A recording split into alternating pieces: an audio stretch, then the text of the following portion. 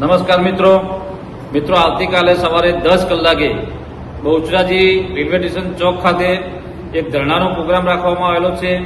આ ધરણાના પ્રોગ્રામની અંદર આપણે શાંતિપૂર્ણ આપણી જે માગણી છે કે આપણી ટ્રેન છેલ્લા 9 વર્ષથી પેસેન્જર ટ્રેન જે બંધ કરવામાં આવી છે, જેના કારણે મા બહુચરના દર્શને આવતા હજારો શ્રદ્ધાળુઓ યાત્રાળુઓને જે તકલીફ પડી રહી છે, બહુચરાજીના વેપારીઓને તકલીફ પડી રહી છે, આજુબાજુના 200થી વધારે ગામના લોકોને અવરજવરમાં અથવા આ રૂટ પર આવતા તમામ ગામના લોકોને જે તકલીફ પડી રહી છે, એ તકલીફનું સોલ્યુશન આવે અને ઝડપથી આપણી પેસેન્જર ટ્રેન શરૂ થાય એના માટે થઈને રાખવામાં આવ્યો છે।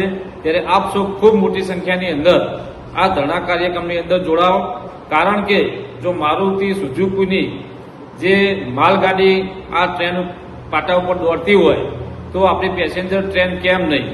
છેલ્લા 2-3 વર્ષથી નવા પાટા પણ નખાઈ ગયા છે અને ઘણા સમયથી કંપનીઓમાં માલગાડીઓ દોડી રહી છે, પરંતુ બહુચરાજીની મધ્યમ અને ગરીબ પબ્લિક માટે મુસાફર ટ્રેન કેમ ચાલુ કરવામાં નથી આવતી?